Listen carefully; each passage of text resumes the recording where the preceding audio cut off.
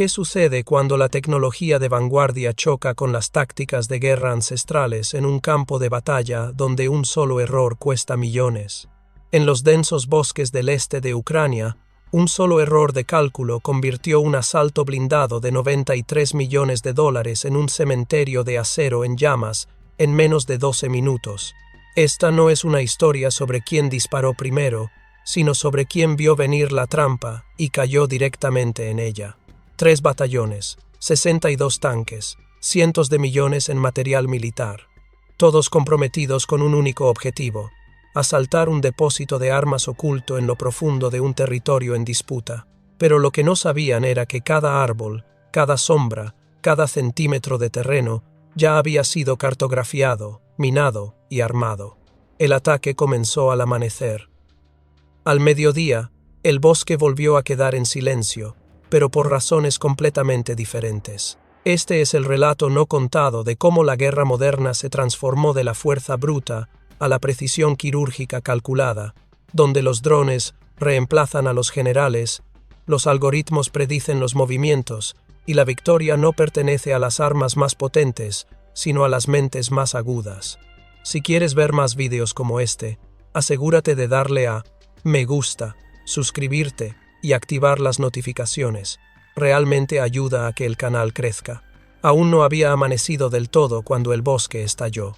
A las 5:11 de la mañana, en lo profundo de la región de Luhansk, la quietud se hizo añicos, sin alarmas, sin advertencias, solo el repentino rugido de los motores diésel y el estruendo de las orugas de los tanques aplastando la maleza.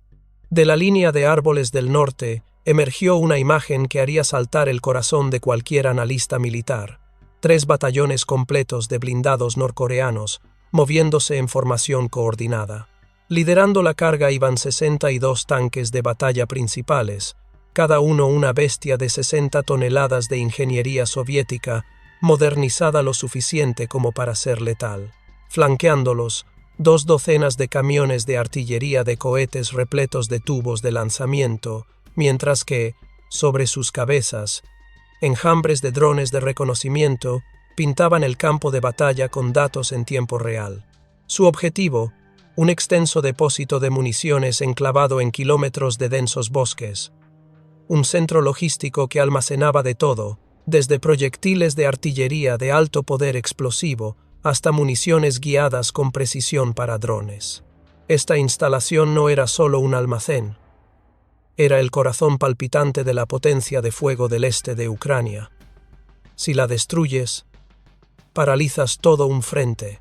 No se trataba de una incursión de sondeo, era una guerra mecanizada total, millones de dólares en material militar comprometidos con un único y brutal objetivo. En cuestión de segundos, el bosque cobró vida. Los cañones de los tanques giraron. Las imágenes de vigilancia iluminaron los centros de mando a kilómetros de distancia. La batalla había comenzado, rápida, violenta y absolutamente implacable. Deja un comentario abajo y diles a todos desde dónde la estás viendo. Es increíble ver el alcance global de estas historias. Si viste el episodio anterior, sabes que ya había mucho en juego. Tras ese golpe inicial, las fuerzas norcoreanas no disminuyeron la velocidad, se expandieron. Como una luna creciente que atravesaba la oscuridad, las columnas blindadas se desplegaron en múltiples vectores de aproximación. En el centro, los tanques principales avanzaban en columnas escalonadas, con formaciones diseñadas para abrumar los cuellos de botella defensivos. En ambos flancos, equipos antiaéreos móviles se posicionaron, creando campos de fuego superpuestos contra amenazas a baja altura. Tras ellos, vehículos de ingenieros especializados avanzaban con equipo diseñado para romper barreras reforzadas mediante cargas huecas y rodillos explosivos. Pero Ucrania no se quedó dormida. A los 6 minutos del avance inicial, los drones de reconocimiento avanzados ya habían avistado el avance de los blindados. Las transmisiones infrarrojas en vivo se transmitían directamente a los puestos de mando, ofreciendo una imagen nítida de los movimientos enemigos. Las baterías de misiles Patriot, cada interceptor con un valor millonario, se reposicionaron rápidamente en arcos defensivos, fijando posibles amenazas aéreas en un radio de 120 grados. Muy por encima de las copas de los árboles, los aviones de combate surcaban el aire, liberando nubes de partículas metálicas que cegaban a los misiles entrantes e interrumpían los sistemas de rastreo enemigos. Abajo se desató la verdadera sorpresa. La infantería motorizada, rápida, ágil y letal, atravesaba los senderos del bosque a velocidades vertiginosas, armada con cohetes antitanque y moviéndose para flanquear al equipo de asalto del sur antes de que pudieran acortar la distancia. Las explosiones resonaban entre los árboles cuando los cohetes dieron en el blanco, obligando a los vehículos de ingenieros a dar marcha atrás bajo una presión fulminante. El enemigo esperaba un objetivo fácil. En cambio, se encontraron con la velocidad, la inteligencia y la precisión ucranianas, todas convergiendo a la vez. Cuéntanos en los comentarios. ¿Qué crees que ocurrirá después? Comenta 1. Si apoyas la estrategia defensiva de Ucrania. 2. Si crees que las fuerzas atacantes lograrán abrirse paso. 3. Si defiendes la paz por encima de todo. Con la brecha sur detenida, el asalto cambió de rumbo. A las 6:22 de la mañana, la fuerza principal de ataque irrumpió desde la aproximación norte. 40 tanques, una brutal mezcla de blindados anticuados, pero funcionales, avanzaron a través de estrechos corredores boscosos, apoyados por fuego indirecto de artillería desde posiciones a kilómetros de la línea del frente. Cubriendo el avance, drones de interferencia que volaban a baja altura emitían interferencias electrónicas diseñadas para cegar los sistemas de rastreo ucranianos, suprimir los bloqueos de radar e interrumpir la guía GPS. Pero Ucrania se había estado preparando precisamente para este momento. 2 líneas ocultas de blindados ucranianos aguardaban en posiciones camufladas, una al oeste y otra al este, con miras térmicas ya fijadas en los vectores de aproximación. A 1.200 metros, abrieron fuego. Proyectiles perforantes de alta velocidad silbaban en el aire a más de 5.000 pies por segundo, perforando el acero enemigo como papel. Cada tripulación de tanque ucraniana hacía que cada disparo contara.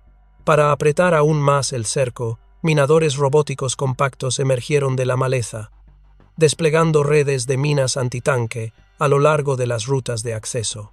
La formación enemiga se dividió y redujo la velocidad, justo cuando la artillería autopropulsada de la cresta occidental comenzaba a saturar la zona de combate.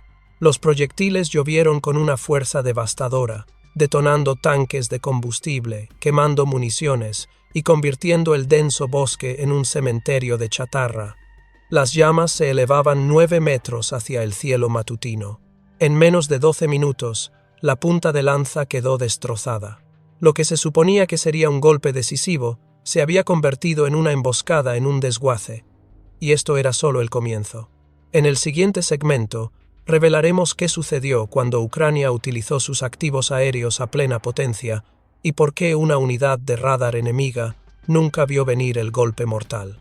Mientras el frente norte ardía y los escombros ardían lentamente a lo largo de 800 metros de tierra quemada, las fuerzas atacantes intensificaron su ataque, esta vez vertical y electrónicamente.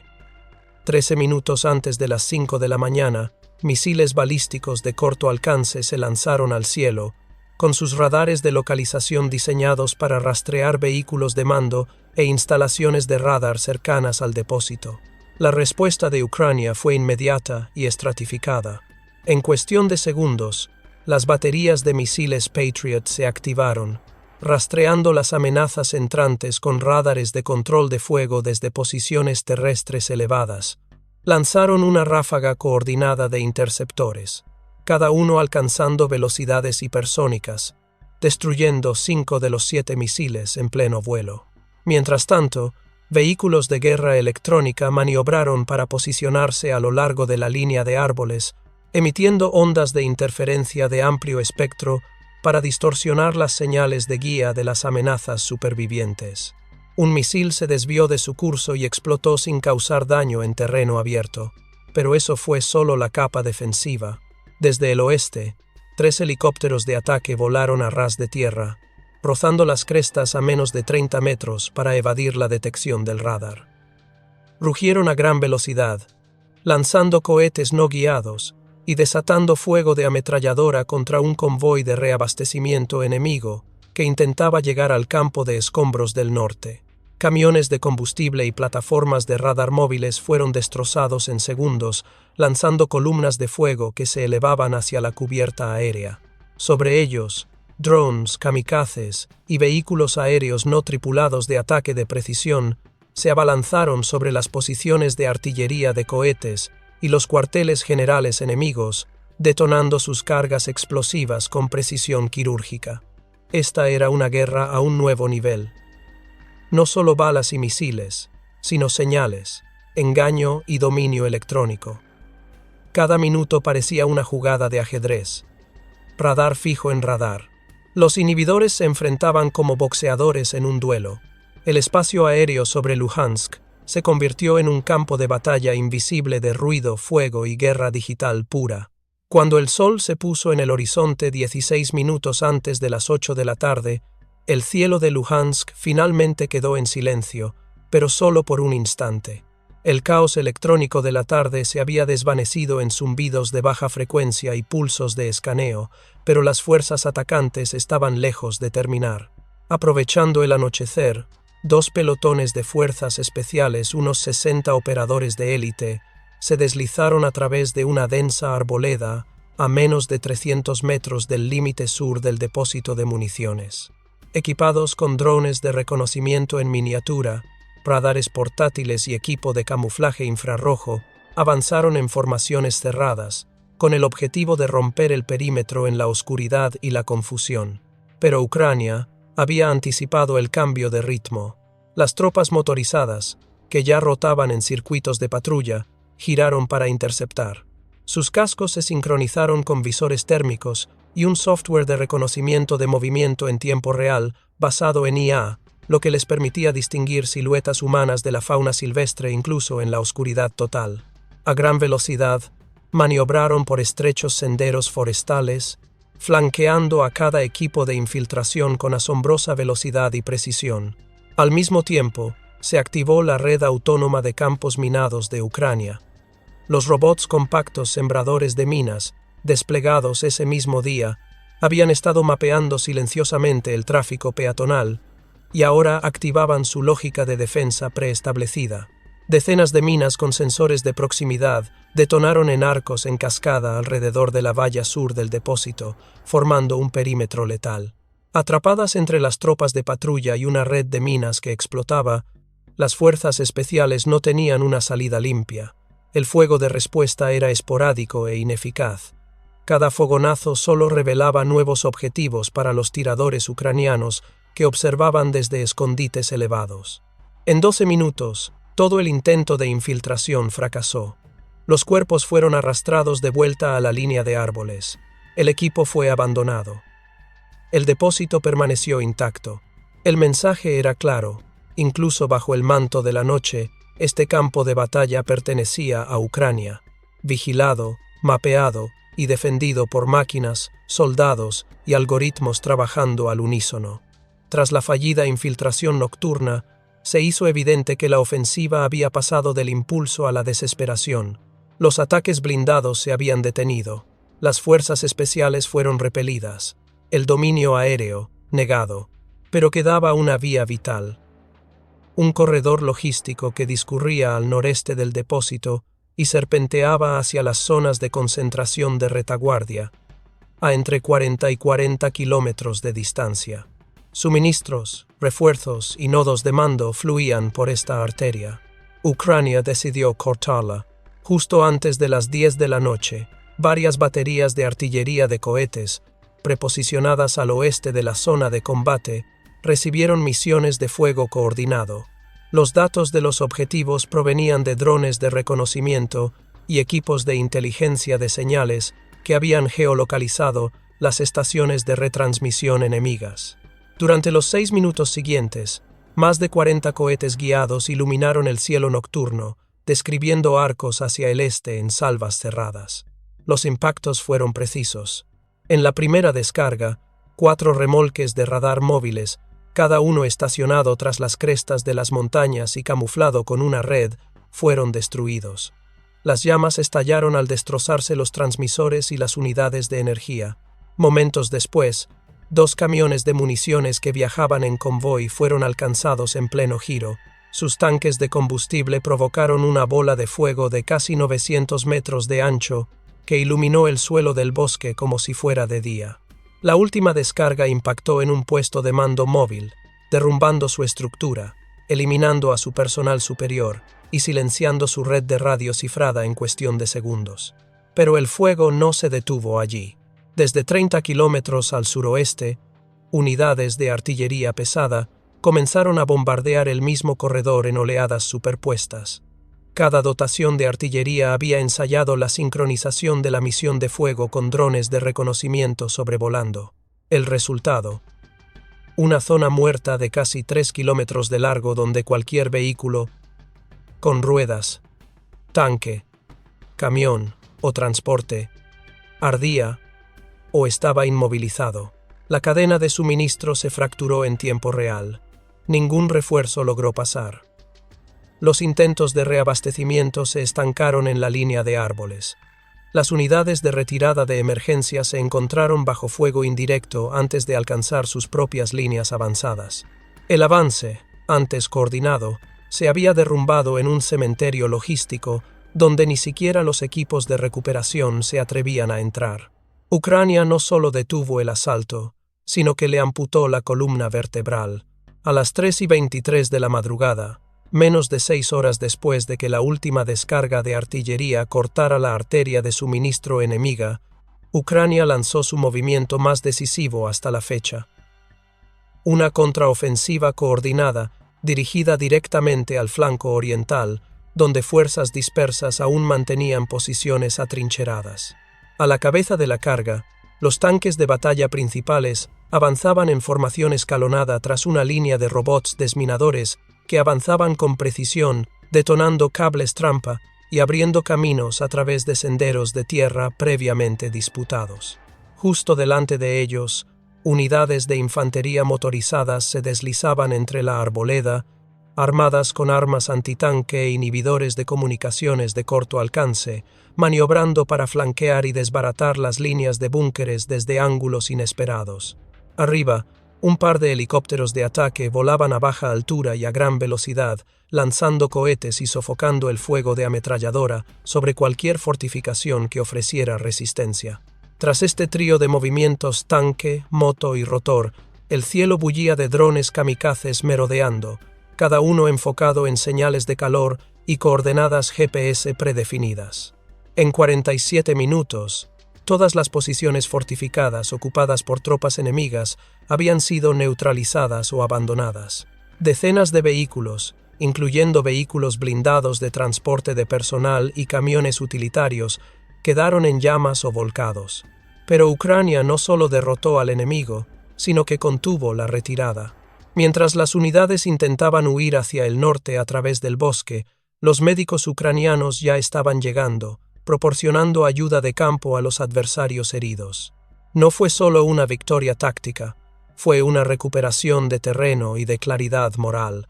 El depósito estaba de nuevo bajo control total de Ucrania. Al amanecer, la operación para retomar y mantener el depósito de municiones había finalizado.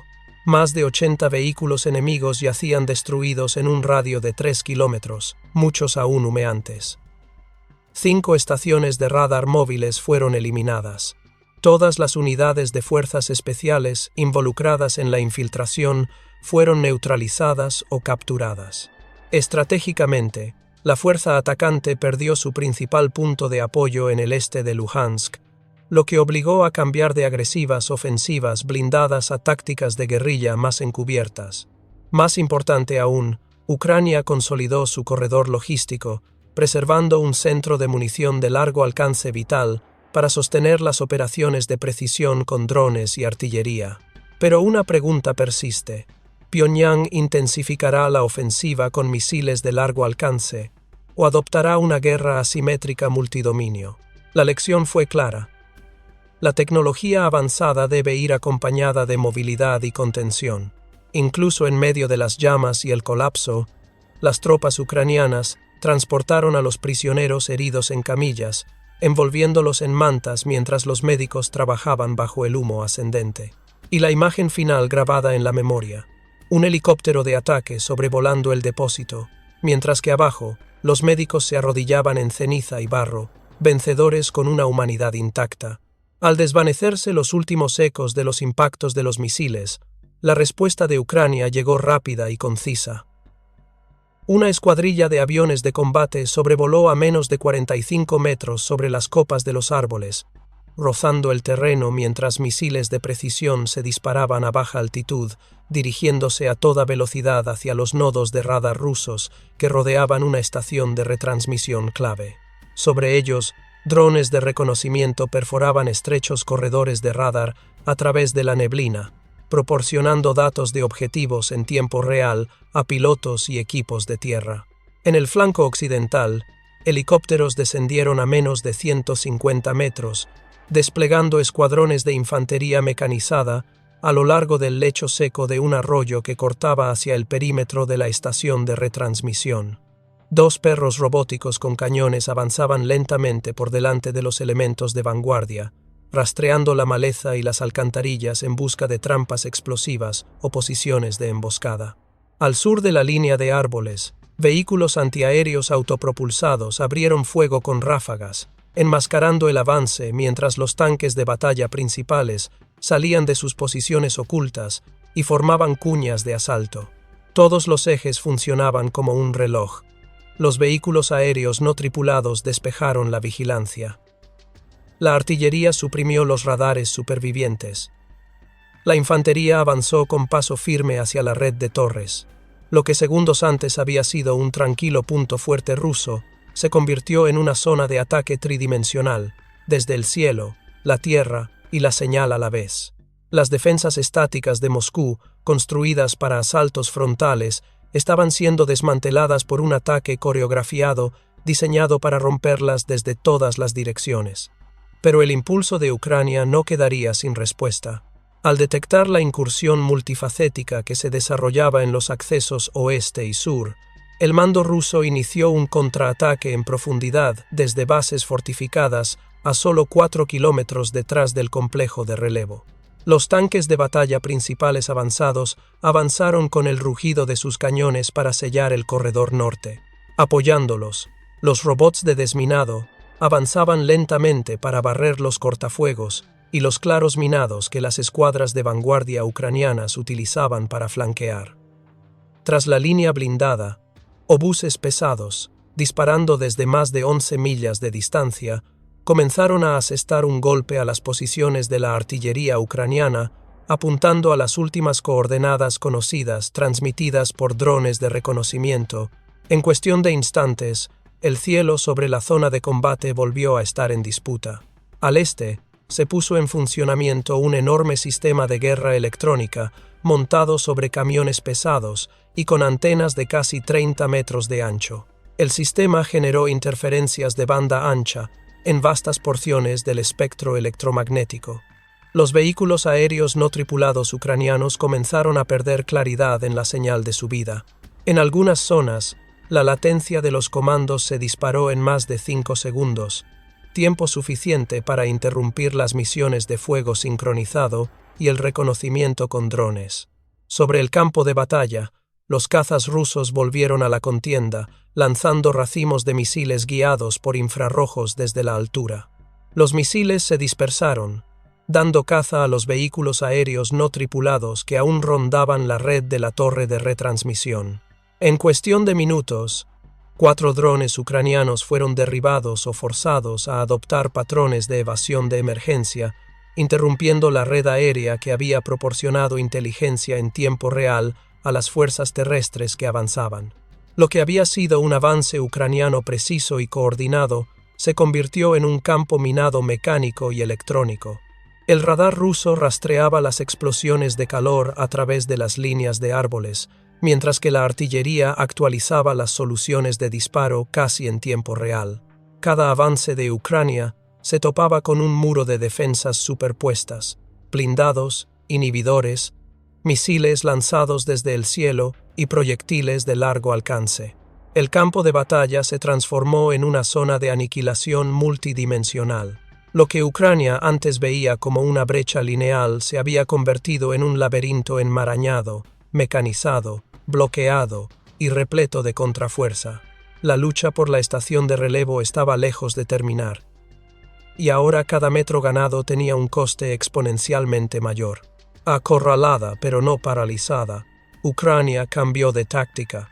Al reconocer el estrangulamiento que se formaba en el norte y el este, el mando ucraniano reasignó la artillería para destrozar la vulnerable zona vulnerable del perímetro ruso. En el borde occidental de la zona de combate, varios equipos de lanzamiento de cohetes se desplegaron en posiciones de disparo previamente inspeccionadas. En cuestión de segundos, 240 cohetes no guiados se elevaron hacia el cielo en rápida sucesión, cubriendo más de 8 acres del patio de reabastecimiento ruso y el puesto de mando secundario en menos de 30 segundos. La salva resultante incendió bidones de combustible, detonó vehículos estacionados y atravesó refugios de comunicaciones prefabricados. Mientras el humo se elevaba en espirales y las ondas de choque se extendían por el complejo, las unidades de infantería mecanizada ucraniana avanzaron tras la descarga. Desde los transportes desmontados, las tropas avanzaron en formaciones de salto, lanzando fuego de supresión mientras perros robóticos blindados, equipados con torretas estabilizadas, se movían en paralelo a lo largo de los muros del edificio, explorando los puntos de entrada y los callejones. Por encima de la línea de árboles, un helicóptero de combate volaba a baja altura sobre la cubierta forestal quemada, con sus ametralladoras laterales suprimiendo el límite este del complejo. Desde su panza, liberó a un escuadrón de 5 hombres que se dirigió por cuerdas rápidas directamente al tejado de una subestación eléctrica auxiliar. Con 2 cargas explosivas bien colocadas, el escuadrón desactivó la red de respaldo que soportaba los últimos enlaces de radar de la estación de retransmisión. En medio del caos, una pieza de artillería rusa, una de las que había estado hostigando a los equipos terrestres ucranianos, desde el principio fue sorprendida mientras se reposicionaba y alcanzada de lleno por un dron de ataque guiado. La destrucción de esta pieza abrió una brecha de 27 metros en el muro norte, lo suficientemente ancha como para que un pelotón de tanques de batalla principales la atravesara. Las señales coordinadas del dron se transmitían ahora con mayor claridad a través de los campos de interferencia reducidos. Ucrania no solo avanzaba. Estaban cortando los sectores de defensa rusos en ángulos diagonales, deshaciendo las fisuras. La doctrina era clara: no luchar contra la fortaleza de frente, cortar los cables que la mantienen unida. La red de defensa había sido construida para un asalto frontal simétrico. Lo que ahora enfrentaba era una guerra de incisión, llevada a cabo con artillería, vehículos aéreos no tripulados y perros de acero. Con el perímetro abierto y el fuego de contrabatería ruso mitigado, Ucrania amplió su ventaja hacia el corazón de la estación de relevo. Dentro del complejo central, donde los muros de protección dieron paso a viejos arcos de acero, las escuadras de infantería ucranianas comenzaron a avanzar bloque a bloque bajo el oxidado techo abovedado del sector de control principal. Los ecos rebotaban en las vigas curvas, mientras las tropas avanzaban por estrechas pasarelas y bahías de máquinas, con las armas en alto y las botas crujiendo cristales. Delante de ellos, drones kamikaze en miniatura, no más grandes que un balón de fútbol, volaban por los pasillos de mantenimiento, preprogramados para detonar al detectar señales de calor y movimiento dentro de las zonas ciegas.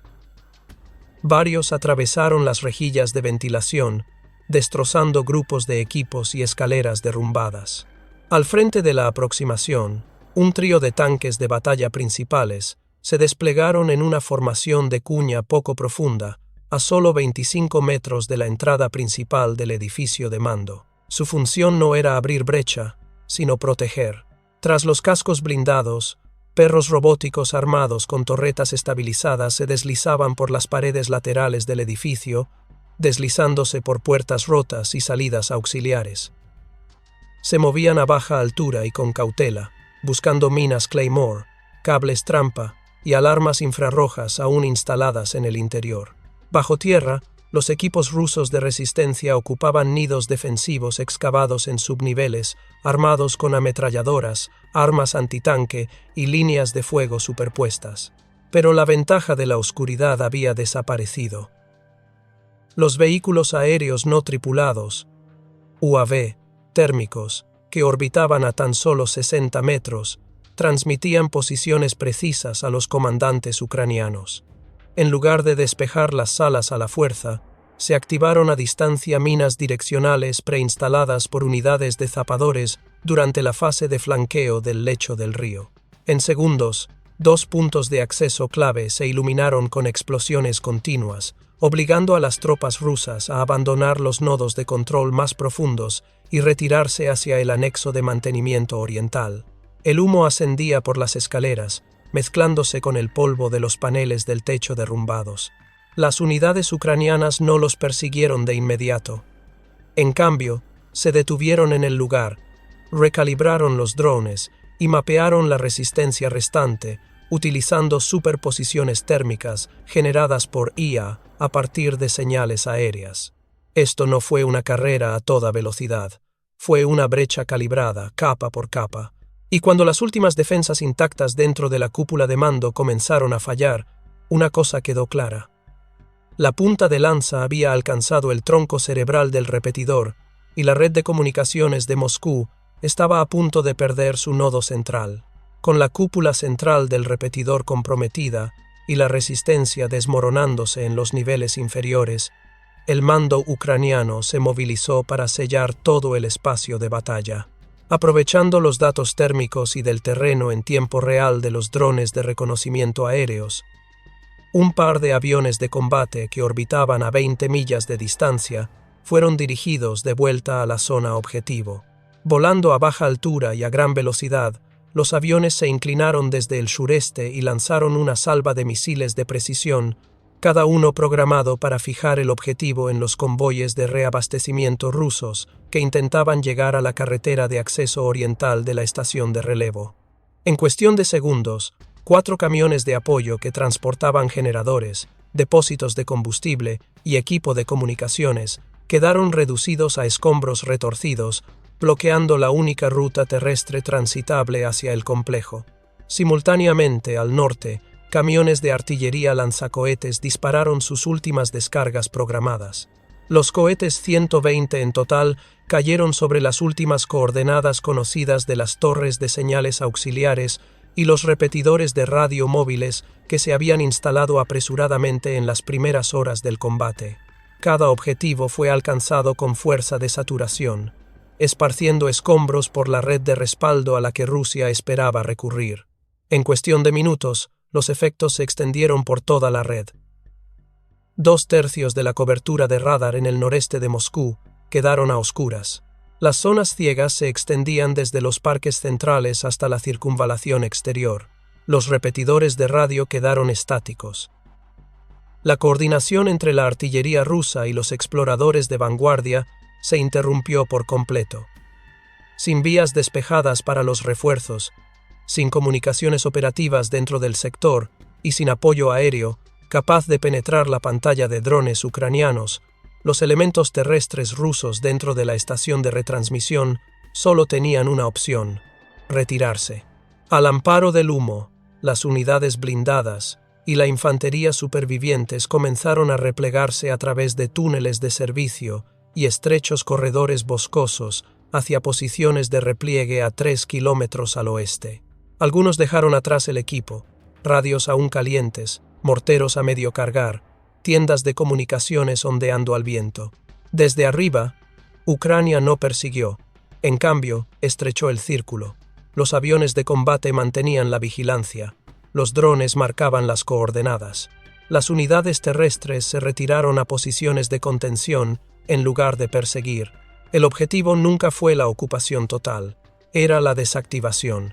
Y con las redes de radar fuera de servicio, los enlaces de retransmisión destruidos y las líneas avanzadas rusas cortadas, Ucrania había logrado precisamente eso.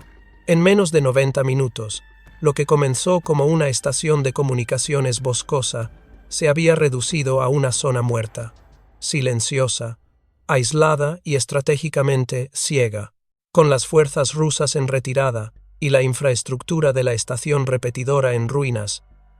Ucrania entró en su fase final, el dominio de la señal. Cuando los últimos radares se desconectaron y las comunicaciones rusas quedaron estáticas, los vehículos aéreos no tripulados ucranianos comenzaron a desplegar drones repetidores compactos en un radio de 16 kilómetros cuadrados.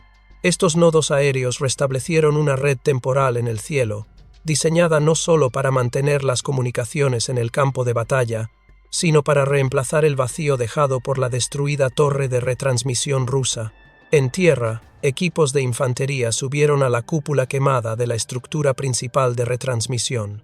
Allí, bajo el entramado de acero doblado y los soportes de antena destrozados, instalaron extensores de señal portátiles.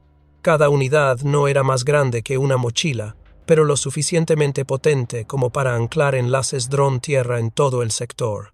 Desde un puesto de mando móvil estacionado justo fuera de la zona de combate, los comandantes ucranianos confirmaron el objetivo. La estación repetidora militar había sido completamente neutralizada, un sitio que alguna vez fue crucial para coordinar la cobertura de radar de Rusia desde el centro de la ciudad hasta el arco norte, había quedado inoperativo permanentemente. Ni ocupación de búnkeres, ni control simbólico. En cambio, Ucrania siguió una doctrina diferente: atacar, separar y retirarse. Sus unidades de vanguardia comenzaron a retirarse en menos de una hora, sin dejar rastro permanente, solo una capa invisible de control en las ondas aéreas. En una guerra donde el terreno podía cambiar, las señales eran el nuevo terreno, y por ahora Ucrania controlaba ese cielo. La retirada fue silenciosa, intencional. Ucrania no tenía necesidad de ocupar la estación de relevo. La misión nunca se trató de mantener el terreno, se trataba de silenciarlo, y lo lograron. La mayor estación de relevo militar en el flanco oriental de Moscú era ahora una zona muerta. Sus radares estaban destrozados, sus enlaces de comunicaciones interrumpidos, su capacidad para coordinar la defensa aérea o la artillería de largo alcance en los accesos a la capital interrumpida. Pero el impacto fue más profundo que los escombros. Rusia se enfrentaba ahora a un punto ciego estratégico dentro de su propio cinturón defensivo, uno que requeriría tiempo, recursos y una nueva doctrina para solucionarlo. Hasta entonces, persistían las brechas. ¿Se trataba de un solo nodo perdido o del primer hilo arrancado de una red más grande? En lo alto de la cúpula calcinada, un dron ucraniano flotaba en un silencio casi absoluto, con su luz verde de estado parpadeando sin interrupción. Ya no estaba interferido, ya no lo perseguían. En el zumbido estático de un campo de batalla en silencio, no fueron los disparos lo que marcó el final, fue la ausencia de ruido. Una a una sus señales flaquearon. Una señal interceptada por el mando ucraniano mostró un dron de reconocimiento enemigo descendiendo en espiral, con su telemetría colapsando por el ruido algorítmico. En medio del caos electromagnético, ocurrió algo inesperado. Ambos bandos comenzaron a perder la noción del otro. Los misiles volaban a ciegas. Los drones volaban en círculos sin órdenes. Las unidades de campo solo confiaban en lo que veían con sus propios ojos. El aire se volvió denso de confusión. Entonces se produjo un gran avance. Los equipos de radar ucranianos lograron sincronizar sus sensores pasivos en una sola red, detectando objetivos mediante la triangulación de calor y sonido en lugar de la reflexión de radio. Por primera vez en horas, volvieron a ver tenues puntos que se iluminaban contra el vacío. El apagón digital se había transformado en un campo de pruebas donde ingenieros, pilotos y oficiales de señales luchaban no solo por territorio, sino por la percepción misma. Al disiparse la neblina electrónica, el terreno bajo la zona de combate cobró vida. Las unidades de artillería ucranianas ocultas durante mucho tiempo bajo redes de camuflaje, comenzaron a reposicionarse. Cada tubo, cada lanzador, tenía precargadas las coordenadas recopiladas por los vehículos aéreos no tripulados de reconocimiento durante el apagón. Lo que antes era silencio se convirtió en orquestación. Filas de sistemas de artillería de cohetes abrieron fuego, sus estelas surcando el cielo nocturno hacia las áreas de preparación rusas. Se trataba de ritmo. Cada descarga estaba sincronizada para aprovechar las brechas en la respuesta enemiga. Cada explosión alejaba a los convoyes rusos del perímetro. Camiones con radar móvil rastreaban las trayectorias, enviando datos a los obuses estacionados tras las crestas de los bosques. La descarga combinada impactó depósitos de munición y camiones de combustible, creando círculos de luz naranja que se expandían en el horizonte. El humo se extendía como una niebla baja, cubriendo a la infantería ucraniana que se desplazaba para asegurar las afueras de la zona de combate. Mientras tanto, en el lado ruso, cundía la confusión. Las comunicaciones interceptadas revelaron que sus drones de reconocimiento habían perdido la señal de nuevo, dejando a la artillería ciega. Las unidades comenzaron a retirarse sin órdenes, sin saber qué dirección era segura.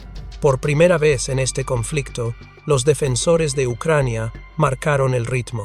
Por favor, dale a me gusta si te gustó este video. Comenta 1 para mostrar tu apoyo a Ucrania. Comenta 2 si defiendes la paz. Y comenta 3 si no te gustó este contenido.